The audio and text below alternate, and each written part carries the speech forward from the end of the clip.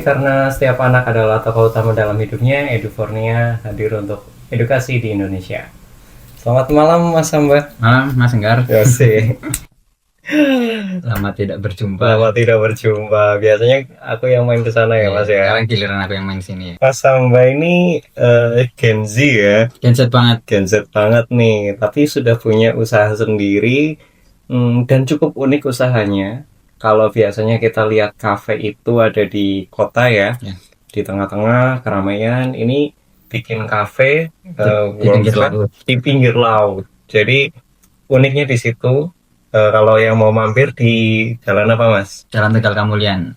Tegal Kamulyan. Dekat Kemiren Cilacap. Cilacap.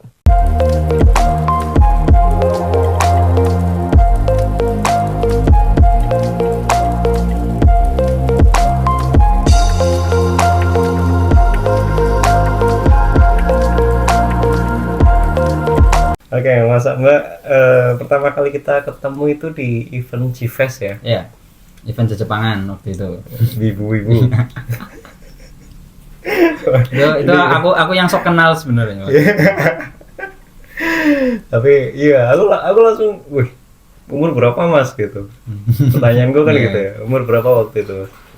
25 kalau nggak salah. 25. Jadi masih 25 tahun. Dan aku kagetnya adalah dia udah punya semacam apa ya, kedai ya? Iya, Punya kopi kecil.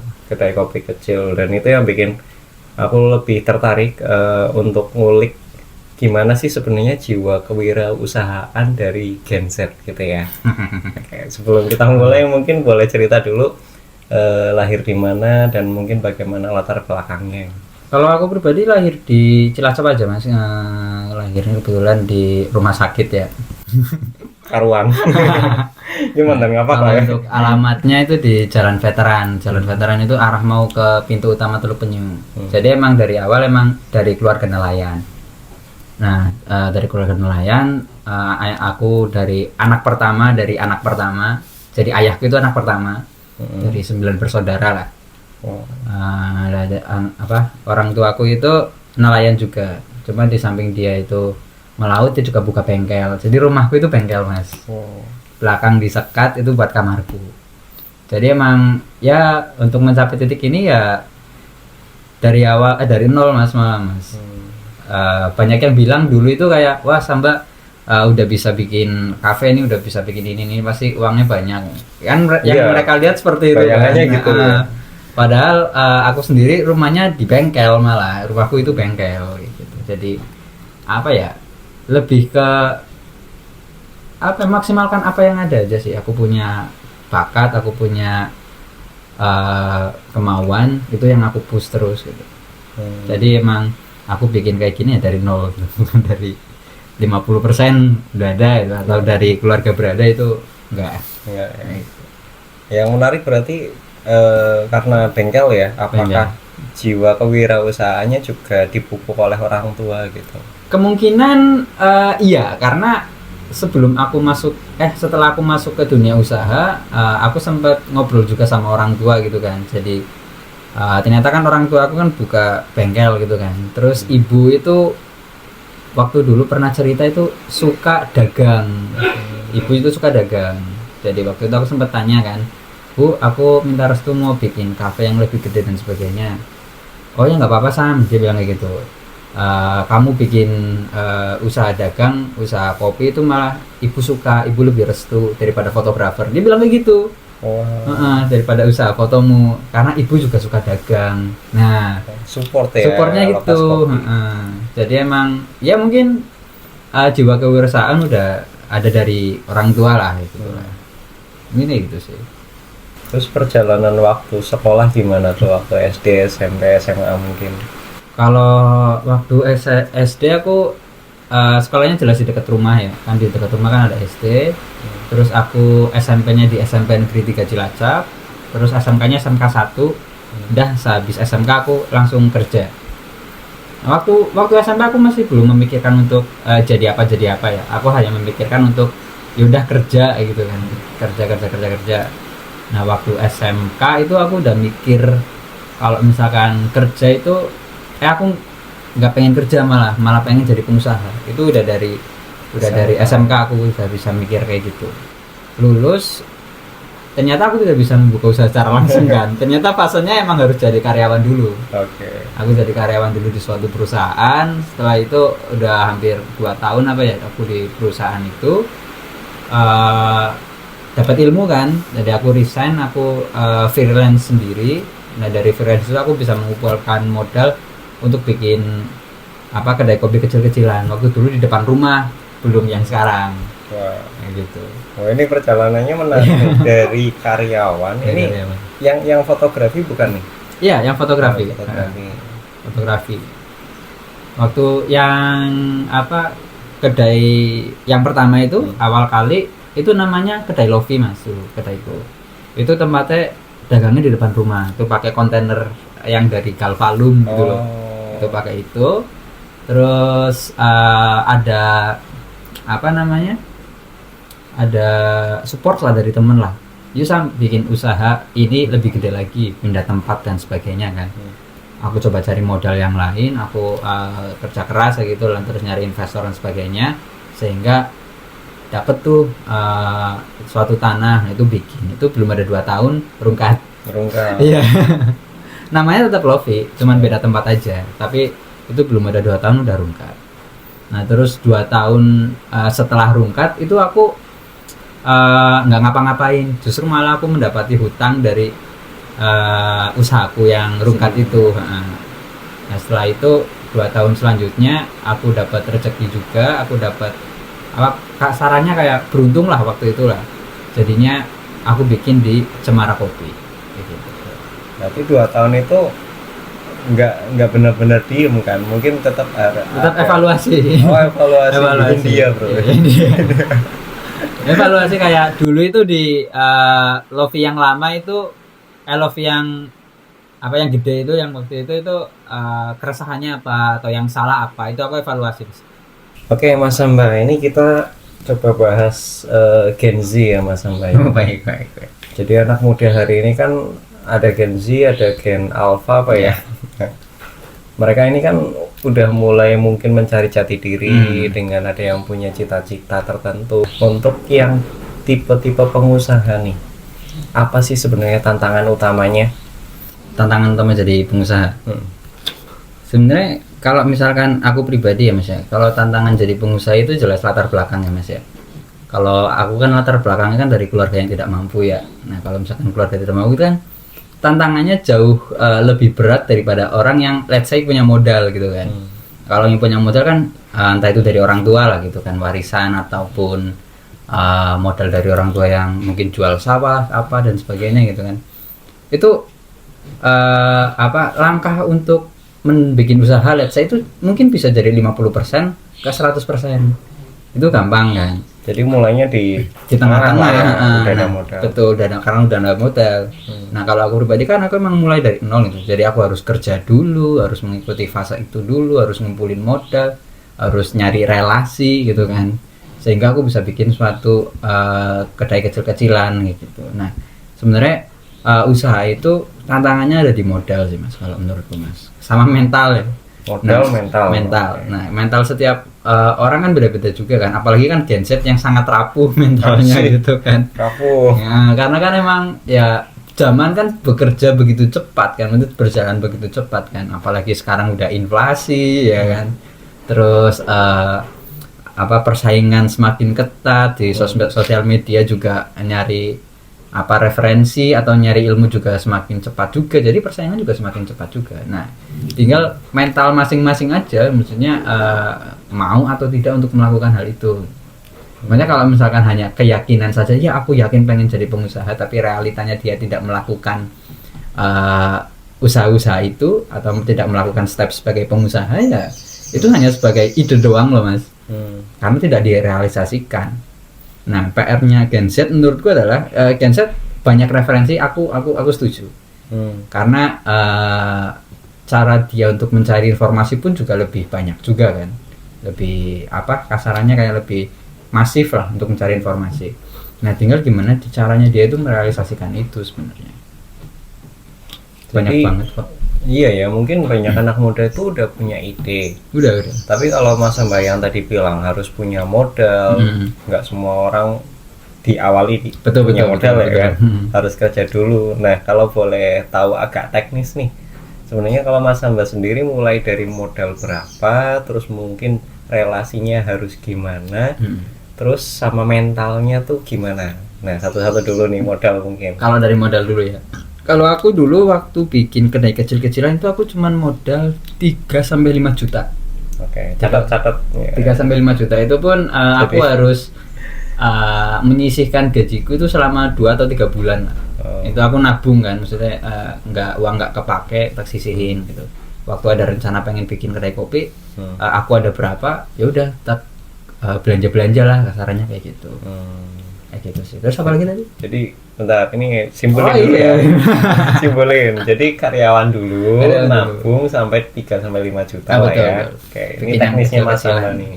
Mungkin beda-beda ya setiap orang, tapi setidaknya kita punya bayangan gitu.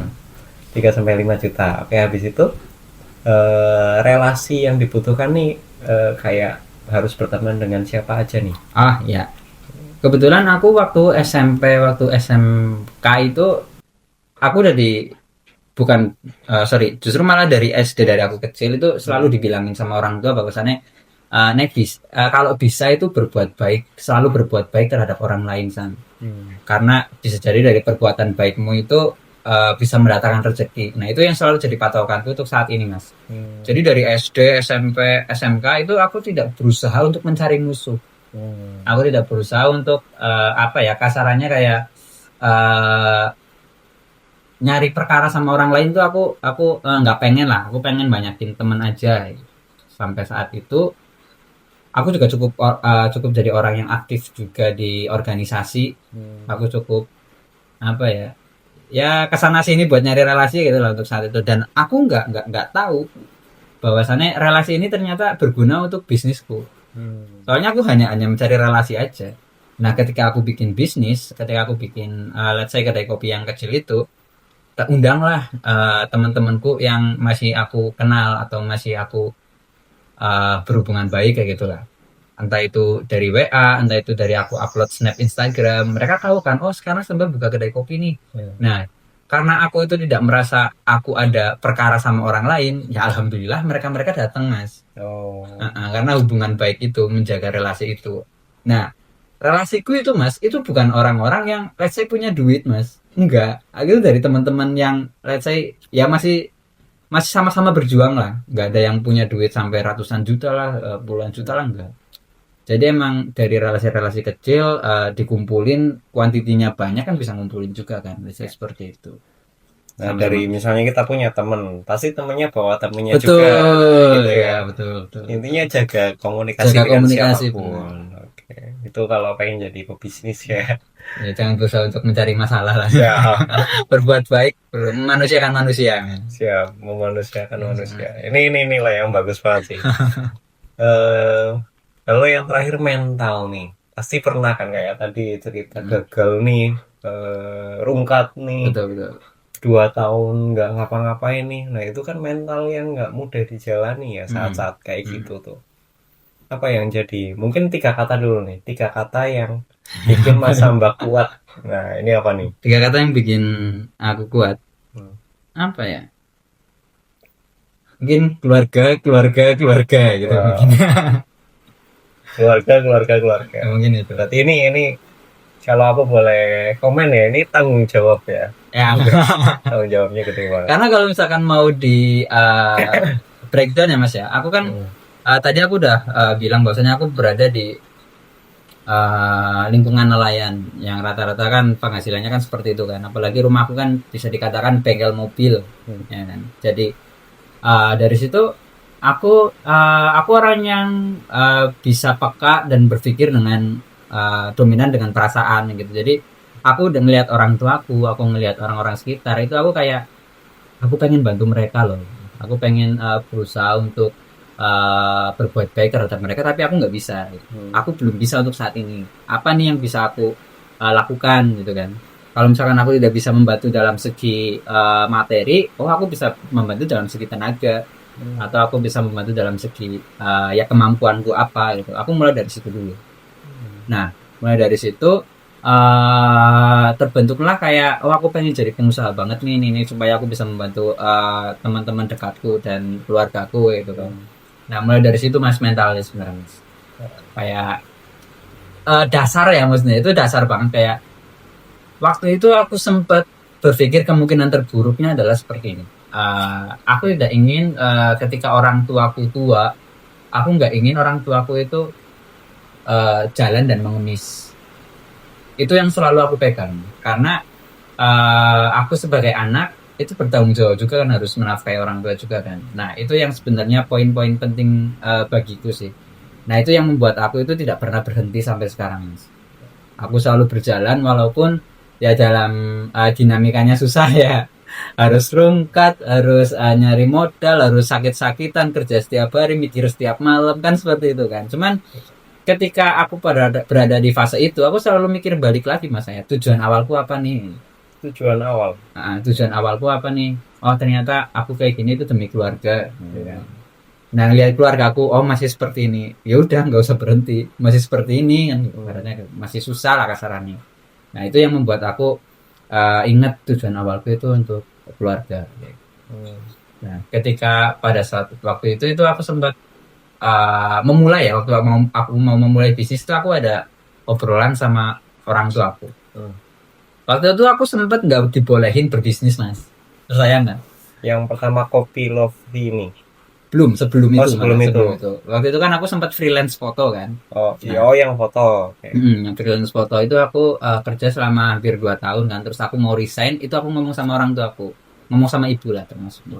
Bu, aku mau resign, mau nyari mau bikin bendera sendiri kan sarannya gitu. Sama orang tua nggak boleh.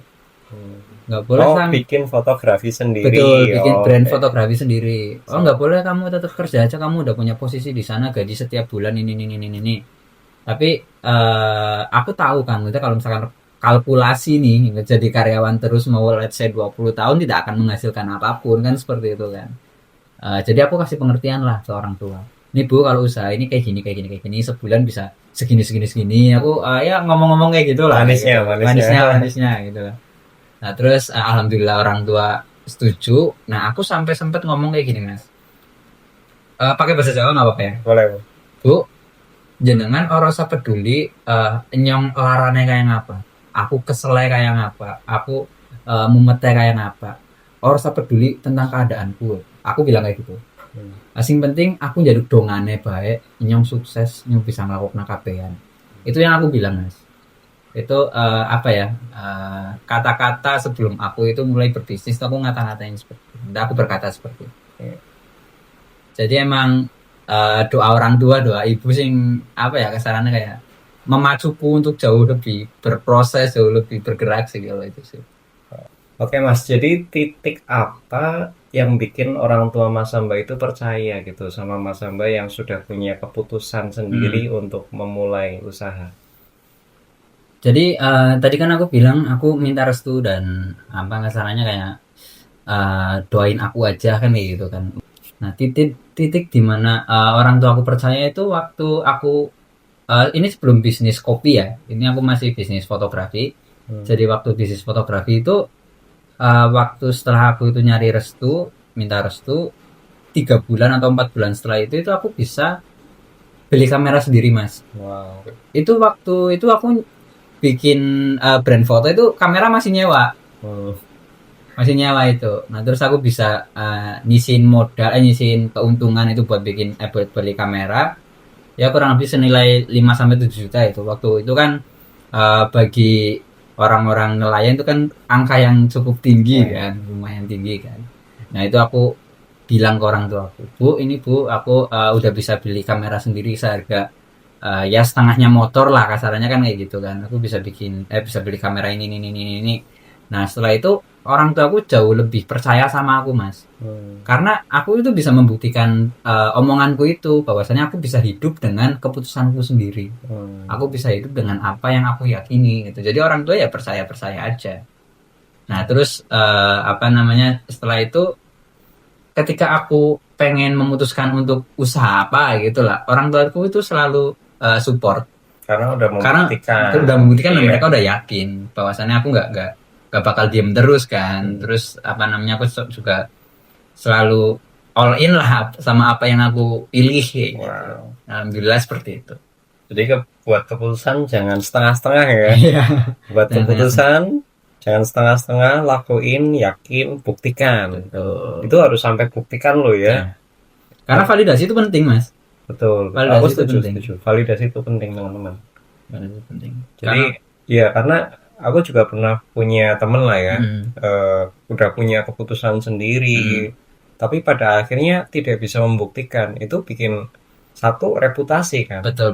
Reputasi antara orang yang kenal kamu tuh jadi nggak percaya dan sebagainya.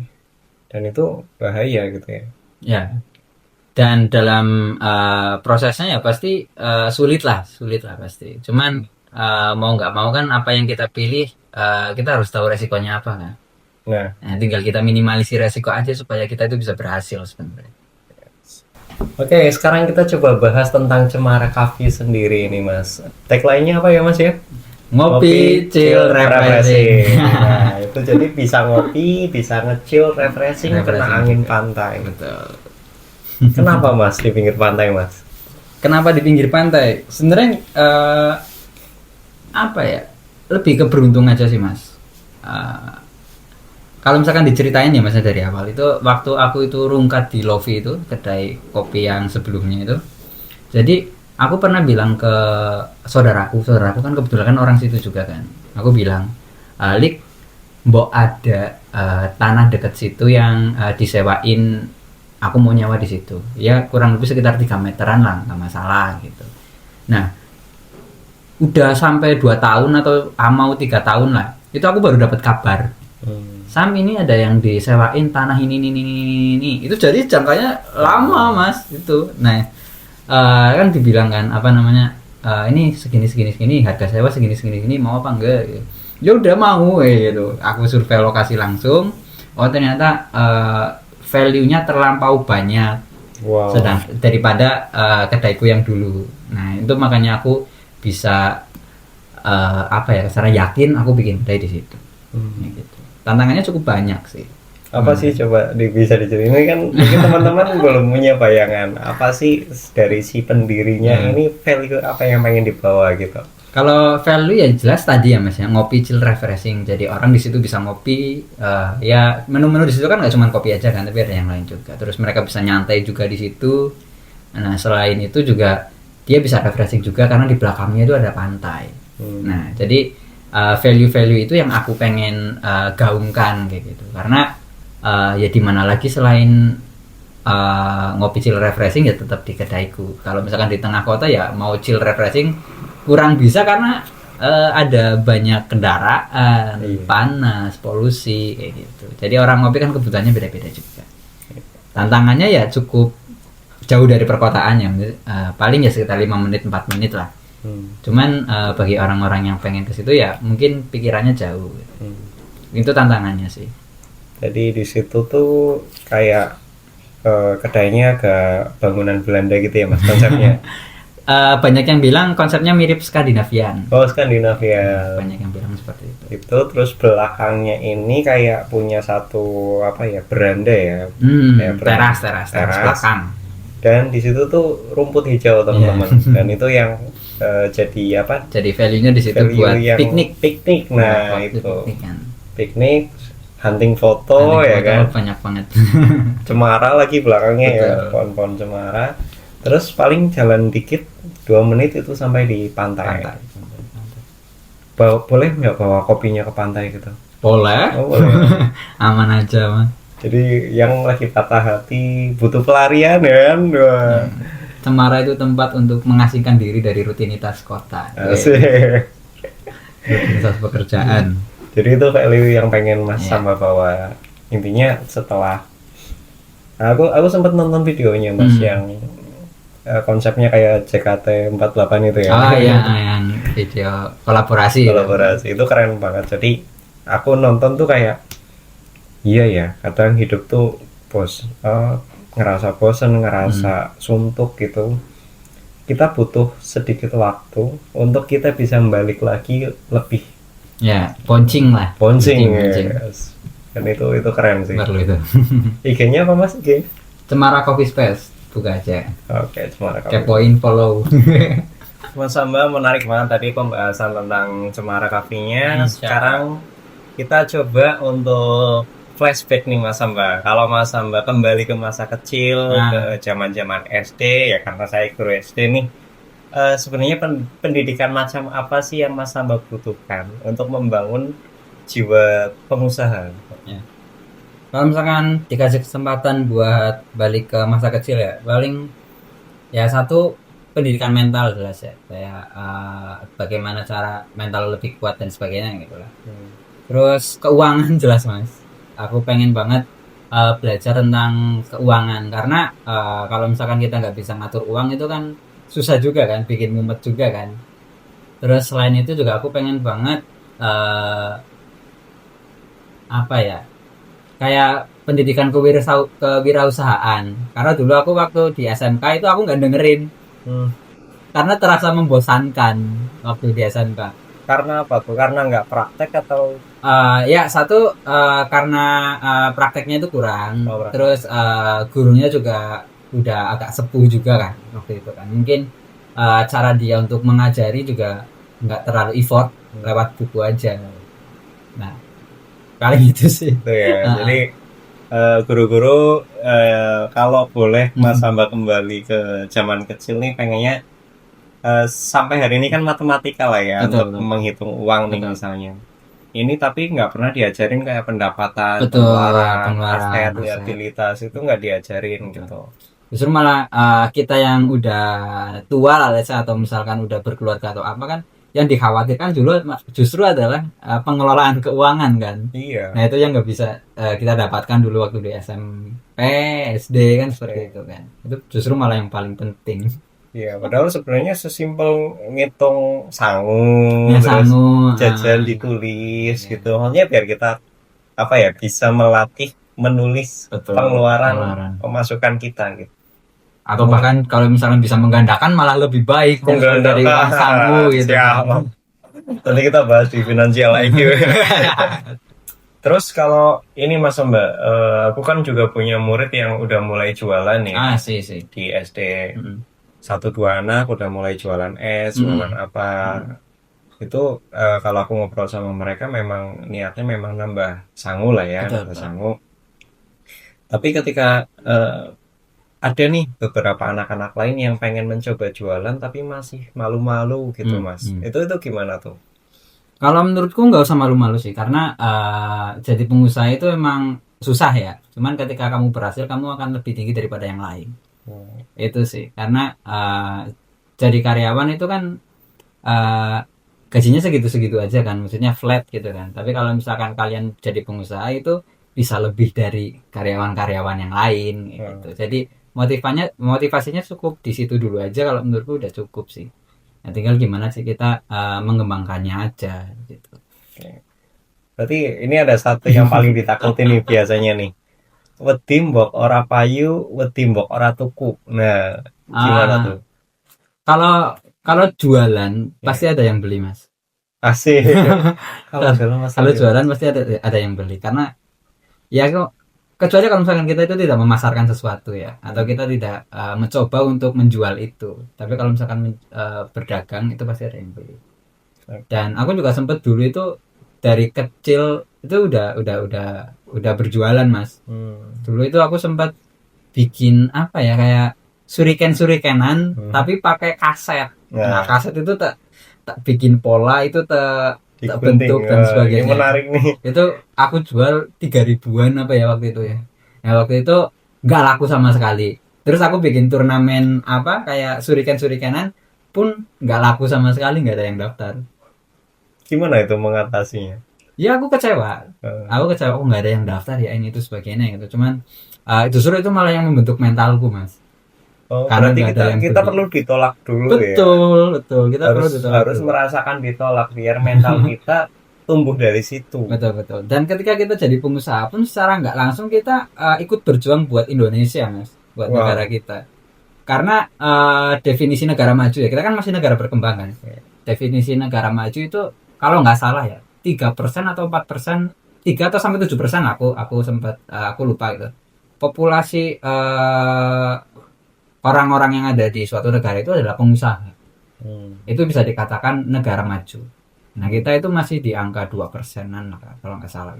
Nah, kalau misalkan lebih banyak pengusaha di Indonesia, ya kita secara nggak langsung itu ikut memajukan bangsa Indonesia, Mas. Ya. Jadi Tapi jangan ya, malu buat jadi pengusaha. jangan malu, mental. lah. Penutup dari Edufornia, kita biasanya ada pesan-pesan buat guru, orang tua, dan untuk anak-anak kita. Ini konteksnya bagaimana membangun jiwa seorang pengusaha. Silakan Mas Samba. Mungkin pesan yang pertama untuk guru dulu nih.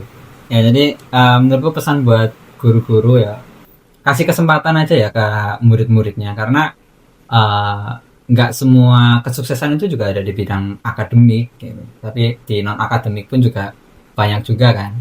Jadi secara nggak langsung apa ya, kalau misalkan sistem sekolah itu adalah untuk membangun karyawan, untuk membuat karyawan, ya karyawan itu kan masih di bawah bos kan. Jadi kenapa tidak kita mencoba untuk jadi bosnya, Dilatih untuk menjadi bosnya, dilatih untuk menjadi business ownernya. Nah, itu kan justru malah lebih apa ya, lebih relate kan, lebih bagus kan secara jenjang karir ya kan. Karyawan aja kalau misalkan mau tetap di situ juga harus punya jenjang karir yang bagus kan. Nah, kalau misalkan kita dari awal udah berusaha untuk jadi bos, ya itu malah lebih bagus lagi. Jadi kasih kesempatan lah. Kasih kesempatan ya untuk guru-guru, karena pasti ada lah ya 1-2 anak itu punya apa ya, mindset seorang pengusaha ya. Betul, pasti ada. Kalau untuk orang tua gimana Mas Samba? Kalau untuk orang tua kurang lebih hampir sama ya, karena kasih kesempatan juga, karena guru itu kan orang tua kan juga guru di rumah gitu kan. Terus guru juga orang tua di sekolahan juga kan. Jadi mungkin kasih kesempatan juga sih buat buat anak-anak itu. Terus mungkin lebih spesifik di orang tua adalah pahami potensi anaknya sendiri. Karena yang tahu keseharian anaknya itu kan orang tua sendiri kan. Nah, kalau misalkan orang tua tahu potensinya, kita bisa mengarahkan kemana gitu. Kita bisa mengarahkan ke let's say hobi-hobinya kah, atau ke dia suka berjualan atau usaha dan sebagainya kan. Nah, orang tua hanya bisa mensupport dan mempercayai anaknya sendiri untuk percaya sama anaknya. Penting nih. Itu penting banget. Untuk anak-anak gimana nih membangun jiwa pengusaha?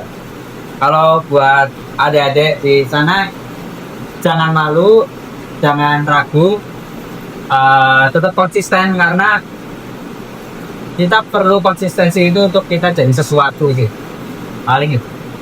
Konsisten. Jangan cepat menyerah, jangan cepat puas. Oke, obrolan kali ini sangat insightful banget. Alhamdulillah. Terima kasih Mas Samba. Sukses selalu untuk cara kafinya. Yes. Oke, sampai jumpa di Edu Podcast selanjutnya. Edupornia, edukasi untuk Indonesia.